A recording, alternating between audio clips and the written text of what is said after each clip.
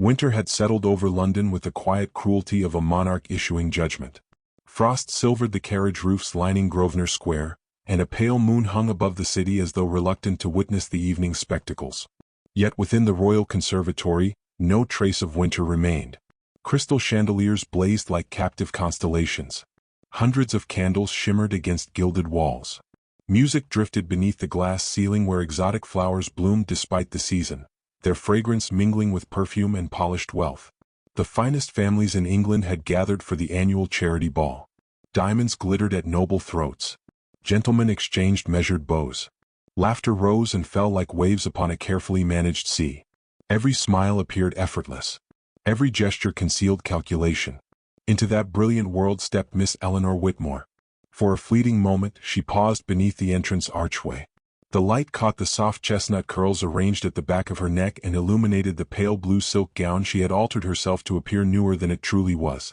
She possessed neither the dazzling beauty of society's celebrated daughters nor the theatrical charm that commanded every gaze.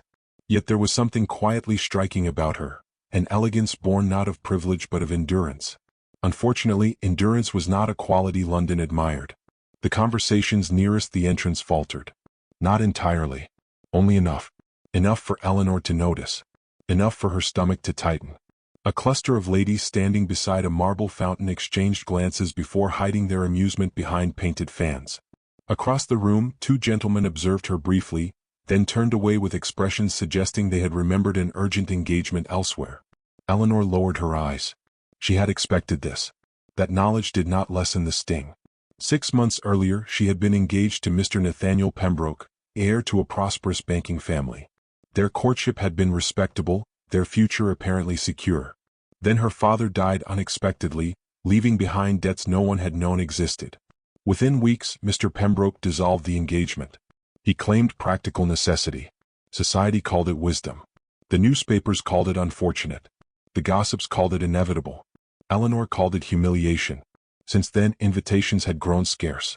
Conversations ended when she approached. Mothers quietly steered eligible sons elsewhere. She had become a cautionary tale disguised as a young woman.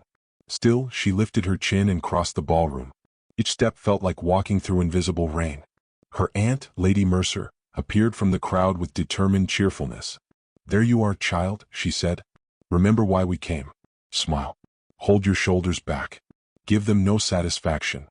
Eleanor managed a faint smile. "I shall try." "No. You shall succeed." The older woman squeezed her hand before disappearing into another conversation, leaving Eleanor once more alone amid hundreds. The orchestra began a waltz. Couples flowed onto the polished floor. One by one, ladies received invitations. One by one, they departed on the arms of gentlemen. No one approached Eleanor. Minutes passed. Then more. She occupied herself by observing the dancers, pretending contentment while whispers drifted around her like cold drafts. "Poor thing. Her father's estate is nearly gone. I heard creditors are still pursuing claims.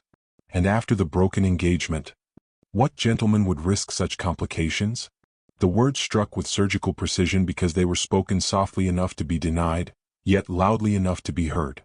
Eleanor focused on breathing. The conservatory suddenly felt too warm. The music too loud. The smiles too bright. She turned toward a side corridor seeking temporary refuge when a voice stopped her. "Miss Whitmore." She recognized the speaker instantly. Mr. Bartholomew Crane. Her father's largest creditor. A tall, severe man whose eyes resembled polished stones. The pleasantness of the evening vanished. "Good evening, Mr. Crane. I am pleased to have found you." His tone suggested the opposite. Several nearby guests subtly shifted closer, eager for entertainment. Eleanor felt their attention gathering.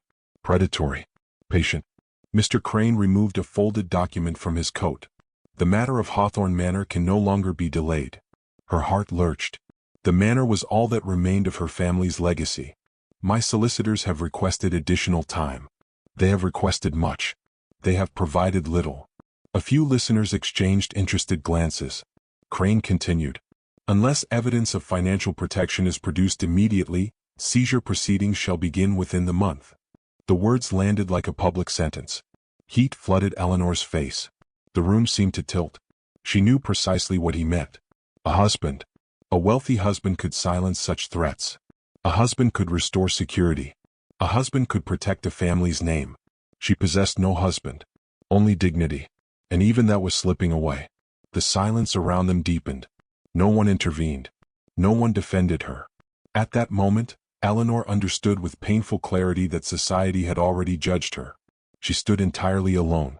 Then, through the blur of humiliation, she noticed a gentleman standing apart from the crowd near one of the conservatory's towering windows. Unlike the others, he was not watching with amusement. He was watching her. Tall and dark-haired, dressed in impeccable evening attire, he possessed an air of calm authority that seemed untouched by the room's cruelty. The candlelight outlined strong features and thoughtful eyes, yet there was nothing arrogant in his bearing. He appeared almost detached from the performance unfolding around him. Desperation overcame caution. Before fear could reclaim her courage, Eleanor crossed the floor and stopped before the stranger. Her pulse thundered. Every rule of propriety warned against what she was about to do. Yet ruin left little room for convention.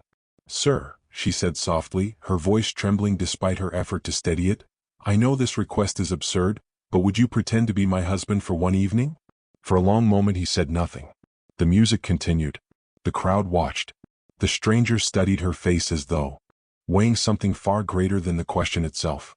Then the corner of his mouth moved almost imperceptibly, and his deep voice emerged with unsettling certainty. "Very well, my lady. But you must prepare yourself for the consequences."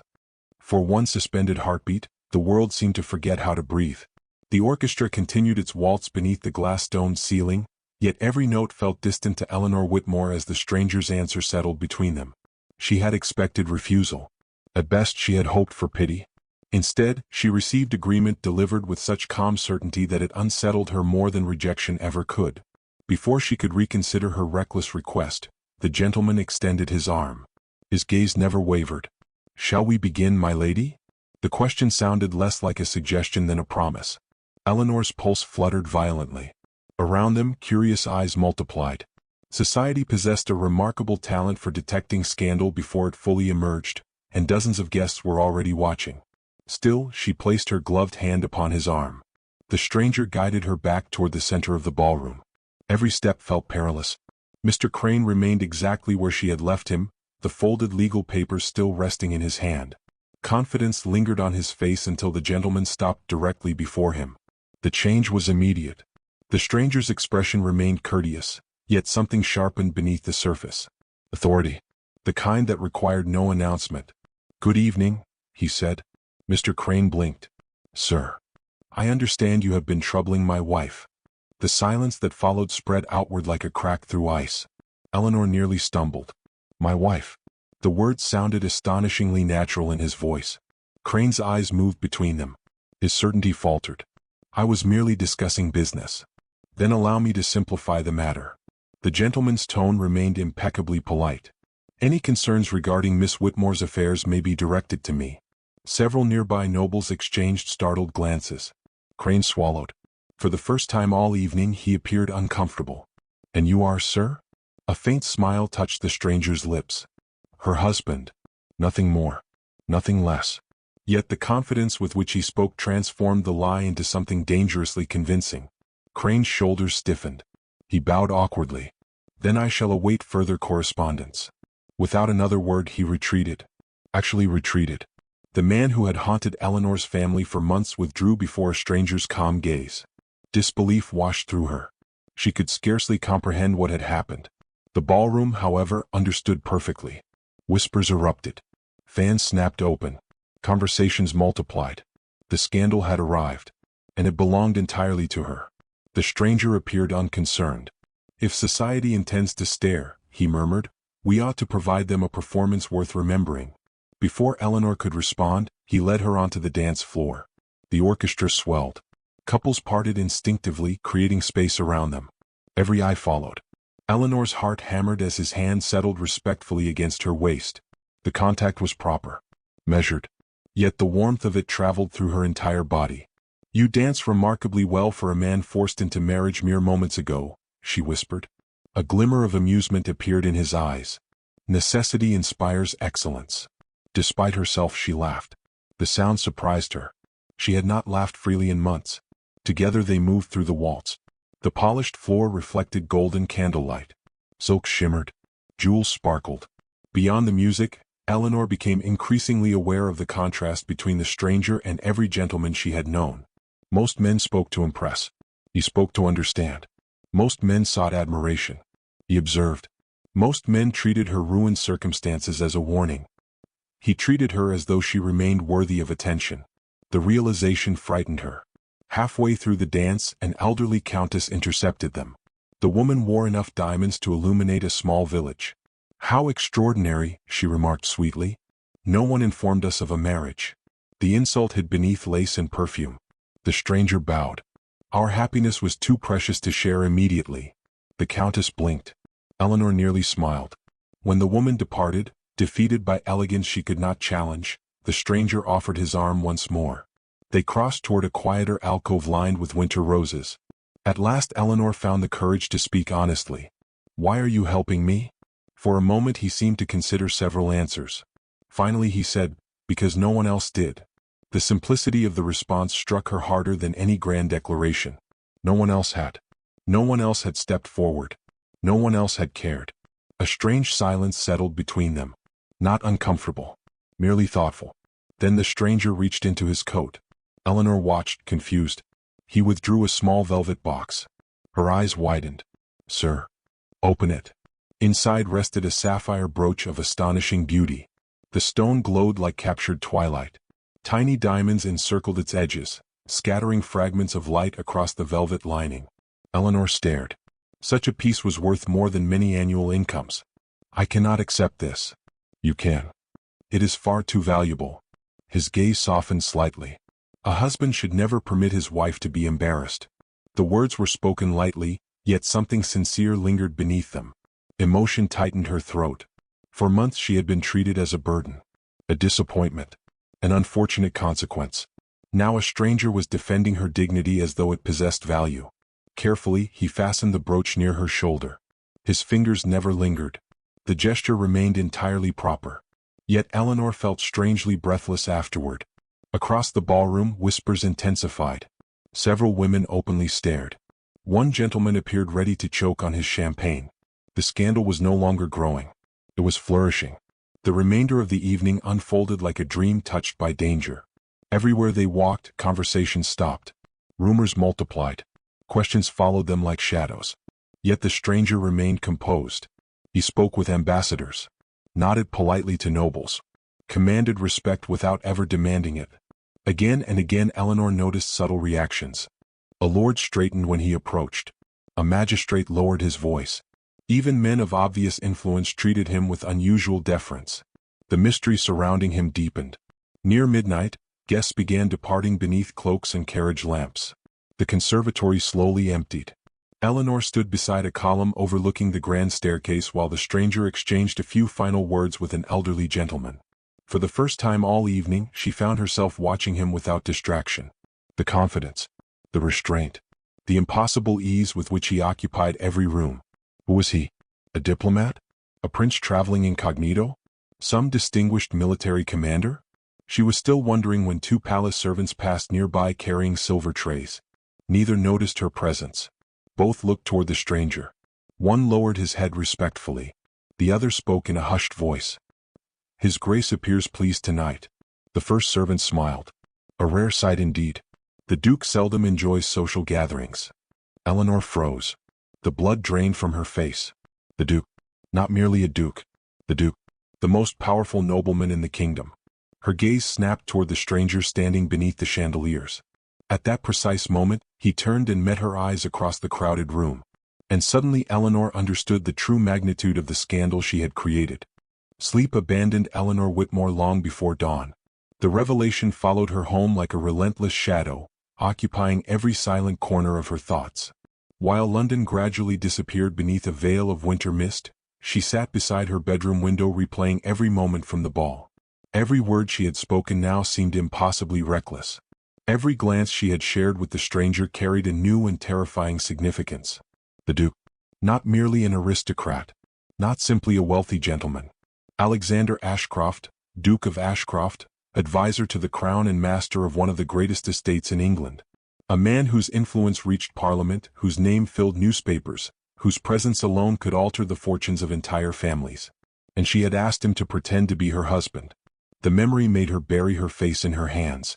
Humiliation burned through her all over again. By noon she had reached a decision. She would apologize. Properly. Then she would remove herself from his life forever. It was the only sensible course. Unfortunately, fate appeared determined to complicate sensible decisions. A carriage bearing the Ashcroft crest arrived at Lady Mercer's townhouse before Eleanor could send a single letter. The footman delivered a cream-colored envelope embossed with gold.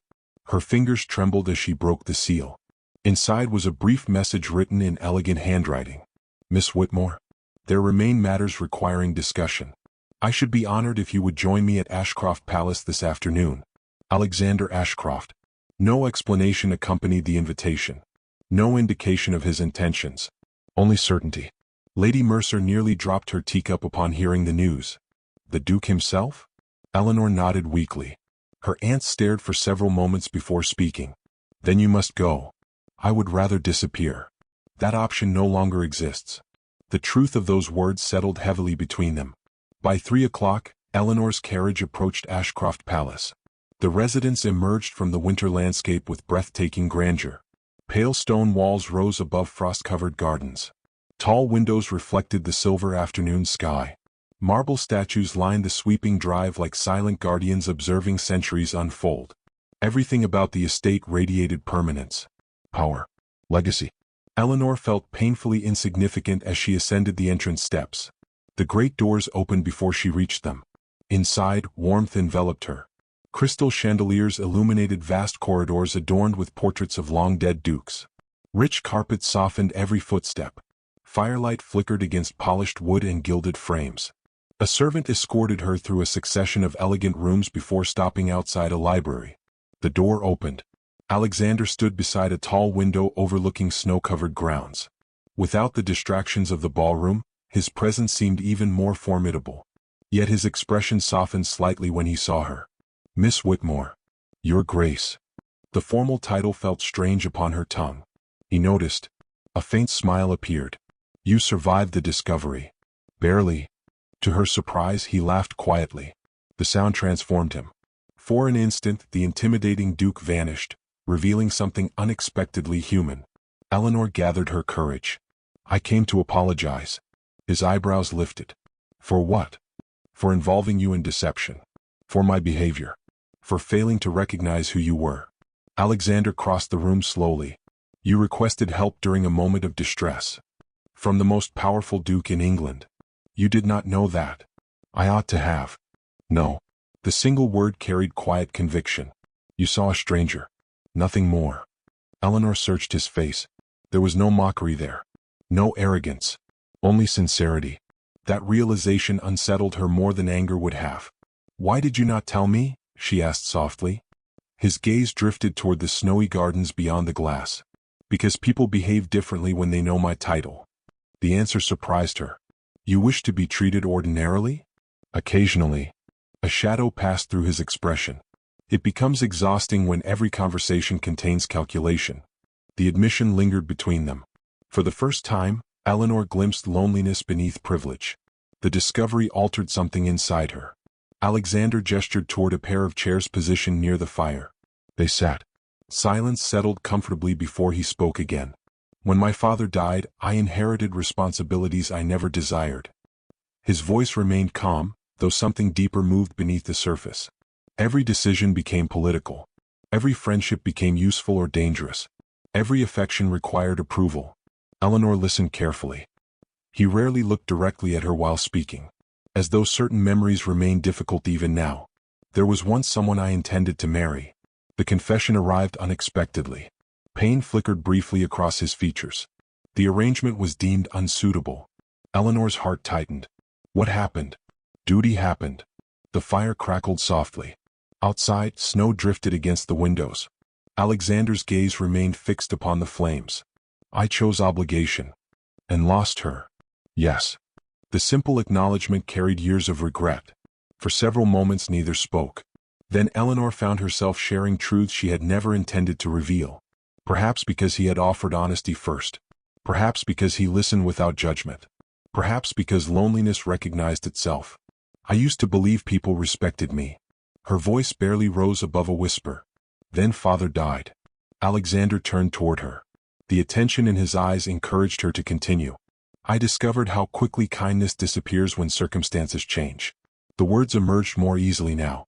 She described broken promises, abandoned friendships, the engagement that dissolved the moment hardship appeared. She spoke of entering rooms where conversations ceased, of hearing pity disguised as concern, of fighting each day to preserve dignity while the world seemed determined to strip it away. When she finally stopped, emotion constricted her throat. Alexander remained silent, not because he lacked sympathy, because he understood. At last he said quietly, "The world mistakes loneliness for weakness." His eyes held hers steadily. "I have discovered it often belongs to the strongest hearts." Something fragile shifted within Eleanor. For months she had carried her suffering alone. Now another person truly saw it. The sensation was almost overwhelming. The afternoon faded into evening. Candles were lit. Golden light replaced the pale glow of winter daylight. Their conversation wandered through memories, hopes, disappointments, and dreams neither had spoken aloud in years. The barriers between Duke and common gentlewoman gradually weakened. Not completely, but enough.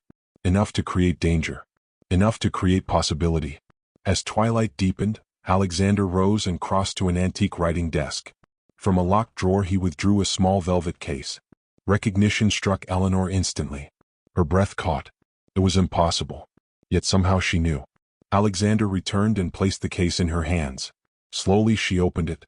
Inside rested a delicate pearl necklace. Her mother's necklace. Lost months ago when debts forced its sale. Tears filled Eleanor's eyes.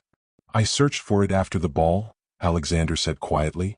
She looked up at him. "Why?" His answer came without hesitation. "Because it belonged to you." Emotion rendered her speechless.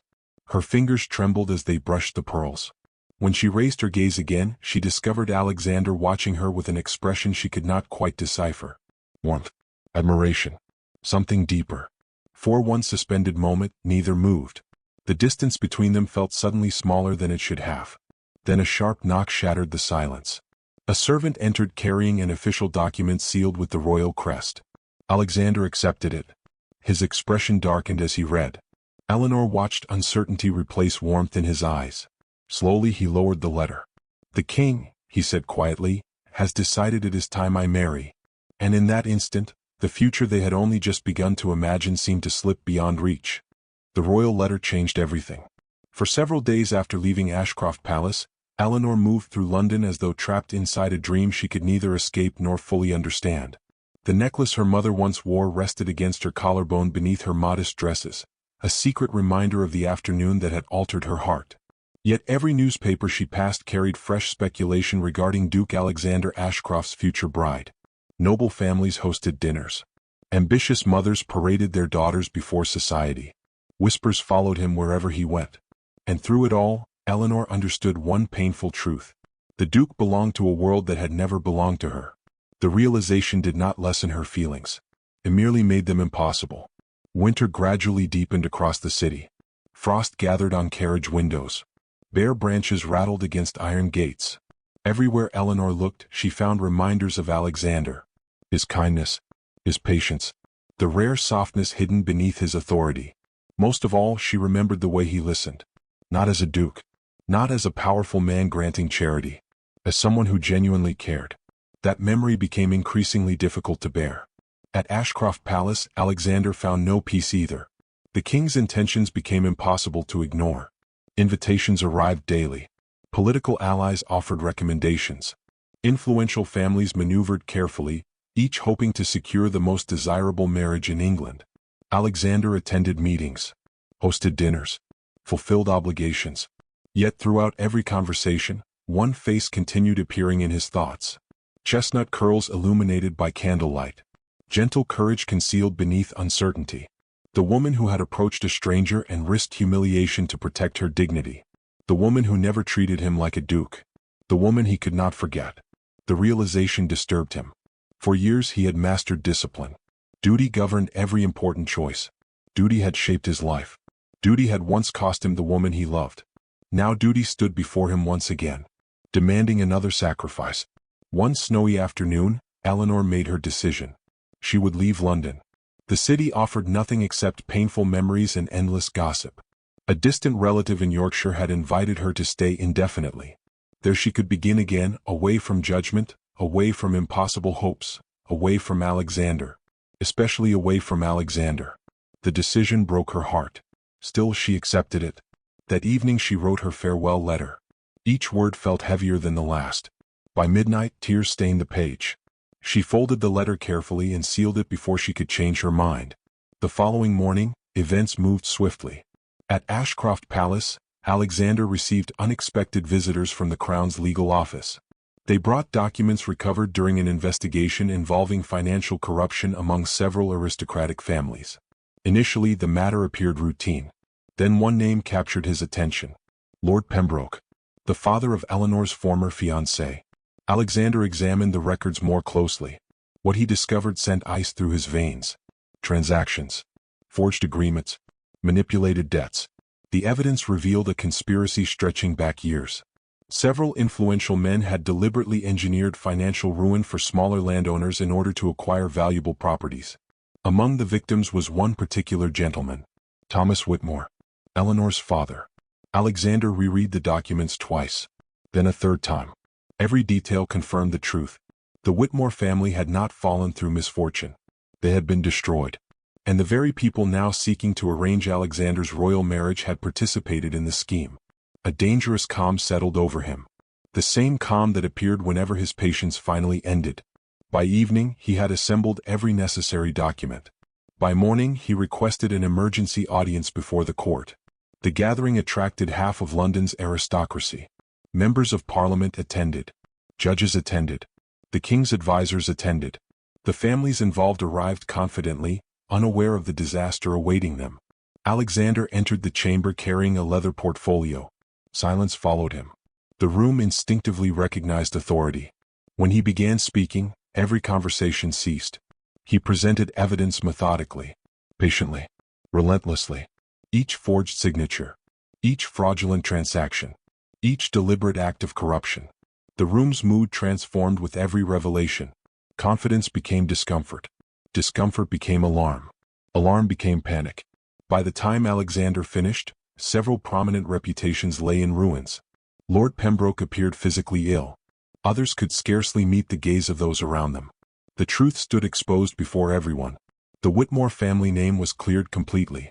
Years of slander vanished in a single morning. Justice, delayed for far too long, had finally arrived. Yet even as congratulations surrounded him, Alexander felt no satisfaction. Because Eleanor still intended to leave. A servant found him moments later carrying a message delivered from Lady Mercer. Miss Whitmore's carriage departs this afternoon. The words struck harder than any political battle. Without hesitation, Alexander left the palace. Snow fell heavily across London. Wind swept through the streets. Carriages struggled through accumulating drifts. None of it mattered. He crossed the distance quickly and opened the carriage door himself. For several seconds neither spoke. The world seemed to disappear around them. Only falling snow remained. Only the two of them. You are leaving. The quiet accusation in his voice shattered her remaining defenses. I must. No. The certainty of his response startled her. Tears threatened immediately. You are the Duke of Ashcroft. And you are Eleanor Whitmore. His gaze never wavered. That is all I care about. Emotion surged painfully through her chest. You cannot mean that. I have never meant anything more. The confession hung between them. Raw, unprotected, terrifyingly honest. Alexander stepped closer. For the first time since they met, the perfect composure deserted him completely. I spent years convincing myself that duty required sacrifice, he said. I obeyed every expectation placed before me. I chose obligation over happiness. I will not repeat that mistake. Snow gathered upon his shoulders. His eyes never left hers. I have spent years serving duty, Miss Whitmore. For once, permit me to serve my heart. The words struck directly against everything she had tried to suppress. Every fear, every hope, every impossible dream. Tears escaped despite her efforts. Alexander reached for her hand. His fingers closed around hers. Warm, steady, certain. The world held its breath. Stay, he whispered. The storm raged around them. The future waited. And for one endless, beautiful moment, Eleanor stood between the life she intended to choose and the love she had never dared believe could truly belong to her. For a long moment, neither Eleanor nor Alexander moved. Snow drifted through the gray afternoon, settling upon the road, the carriage roof, and the shoulders of the man standing before her. The world seemed suspended between breaths, as though winter itself waited for her answer. Eleanor looked into his eyes and saw something she had never witnessed there before. Vulnerability. Not the confidence of a duke. Not the authority of a statesman. Simply a man risking his heart. The sight unraveled the final barrier she had built around her own. Tears slipped down her cheeks. "I tried to leave because I love you." The confession emerged almost as a whisper. Alexander closed his eyes briefly, as though hearing words he had feared would never come. When he looked at her again, warmth replaced every trace of uncertainty. Eleanor's voice trembled. "I thought loving you was selfish. I thought remaining would only make your life more difficult. Your world is filled with expectations I can never satisfy." A faint smile touched his lips. "My world was difficult long before you entered it." The answer made her laugh softly through tears. Then Alexander stepped closer and gently lifted her hand. "Eleanor Whitmore, the day you approached me in that ballroom, every person present saw a scandal." His thumb brushed her gloved fingers. "I saw courage." Emotion tightened her throat. "I was terrified." "I know. You were a stranger. And yet you trusted me." The memory settled warmly between them. Not because it had been sensible. Because it had changed everything. Alexander drew a slow breath. "I have stood before kings without hesitation. Negotiated treaties. Faced men who wished me ruined. None of those things frightened me." His gaze deepened. "Losing you does." The honesty of the admission shattered whatever restraint remained. Eleanor stepped forward. The distance between them vanished. For the first time she allowed herself to believe the impossible. Not that she had captured the affection of a duke, but that she had found a man whose heart answered her own. The falling snow concealed them from the world as they stood together upon the quiet road. No grand audience witnessed the moment. No orchestra played. No royal announcement accompanied it. Only two people choosing each other. And somehow that made it infinitely more precious. Several weeks later, London awoke to news that stunned society. The Duke of Ashcroft had declined every politically advantageous match presented by the Crown. Furthermore, he intended to marry Miss Eleanor Whitmore. The reaction was immediate. Newspapers filled with speculation. Drawing rooms erupted with discussion. Many expressed shock. Some expressed outrage. Others expressed admiration. For once, however, Alexander paid little attention. He had spent too many years allowing public opinion to dictate private happiness. Those years were finished.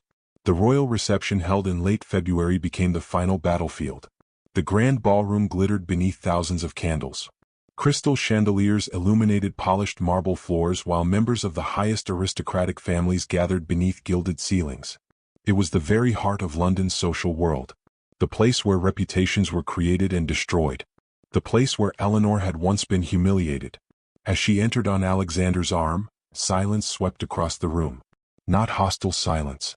Expectant silence. The kind that arrives before history changes. Eleanor wore ivory silk embroidered with delicate silver thread. The sapphire brooch Alexander had given her shimmered softly against her gown. Around her neck rested her mother's pearl necklace. She carried herself differently now. Not because she possessed greater wealth. Because she possessed certainty. The frightened young woman abandoned by society no longer existed. She had endured humiliation and survived it. She had faced loneliness and remained kind. She had learned her worth. No whisper could take that from her again. Alexander guided her through the crowd. Heads turned. Conversations paused. The same people who had once ignored her now watched with fascination. Many offered respectful bows. Others lowered their eyes entirely. At the center of the ballroom, Alexander stopped. The room gradually quieted. Even the musicians softened their performance. The Duke of Ashcroft rarely sought attention. When he did, everyone listened. He turned toward the assembled guests. "Eleanor once told me that society can be remarkably cruel." The words carried clearly through the ballroom. A ripple of unease moved through several listeners. Alexander continued. "On the evening we met, she stood alone while others judged her circumstances." The memory returned vividly. The whispers. The cruelty. The isolation. Every person present remembered it. His gaze swept across the room. "Many of you saw a woman whose fortunes had declined." Silence deepened. I saw a woman who refused to surrender her dignity. Emotion filled Eleanor's chest. Alexander's voice remained calm, yet conviction strengthened every word. The bravest soul in this kingdom is not a duke, nor a minister, nor even a king. His eyes found hers. It is the woman who asked a stranger for help rather than allow injustice to triumph. The ballroom became utterly still. No one laughed. No one mocked. Because everyone recognized the truth. Eleanor had walked through humiliation without bitterness. She had preserved grace when others offered none. She had earned respect the hardest possible way. Alexander took her hand. I am proud to love her. The declaration echoed through the room. Public. Unapologetic. Final. A wave of applause slowly rose around them. Then another. Soon the entire ballroom thundered with approval. Not because Eleanor had become a duchess. Because she had become impossible to dismiss. For the first time since her father's death, she felt truly seen. The wedding took place 6 weeks later beneath the soaring arches of St. Augustine Cathedral. Spring had begun its gentle return. White roses lined the aisles. Sunlight streamed through stained glass windows, painting the stone floor with colors of sapphire, gold, and crimson. Friends gathered. Families gathered. Even members of the royal household attended. When Eleanor walked toward the altar, she carried no fear. Only joy. Alexander waited beneath the cathedral's towering ceiling. The moment their eyes met, every hardship that had brought them there seemed worthwhile. The vows were simple. The promises sincere. Neither required elaborate poetry. Their journey had already spoken for them. When they emerged from the cathedral as husband and wife, church bells rang across London. The sound rolled through streets and gardens alike, announcing not merely a marriage but a victory. A victory over pride. Over judgment. Over fear. Months later, spring fully claimed Ashcroft Palace. The gardens transformed into oceans of color. Roses climbed stone walls. Lavender scented the warm air. Songbirds filled the mornings with music. One golden afternoon, Eleanor walked beside Alexander through the palace grounds. The estate no longer felt intimidating. It felt like home. Children from nearby villages played near the fountain her father had helped fund years earlier. Families once endangered by corruption now enjoyed protection under Alexander's reforms. The Whitmore name had been restored completely. Justice had arrived. Love had remained. They paused beneath an archway covered in blooming roses. Alexander glanced toward her. Do you regret asking a stranger to pretend to be your husband? Laughter sparkled in Eleanor's eyes. Only one thing. His eyebrow lifted. What is that? She slipped her hand into his. That he stopped pretending. For a moment he simply stared at her. Then he laughed. The rich, genuine laugh she treasured most. Together they continued walking beneath the spring sunlight. Hand in hand. Heart beside heart. And somewhere beyond the blooming gardens and palace walls, life moved forward as it always would. Yet for Eleanor Whitmore and Alexander Ashcroft, everything had begun with a single desperate request spoken during the darkest moment of her life. She had asked a stranger to save her dignity for one evening. Instead he gave her a future. And she gave him something far rarer than power, status, or influence. She gave him a home within another human heart. There, at last, both of them belonged.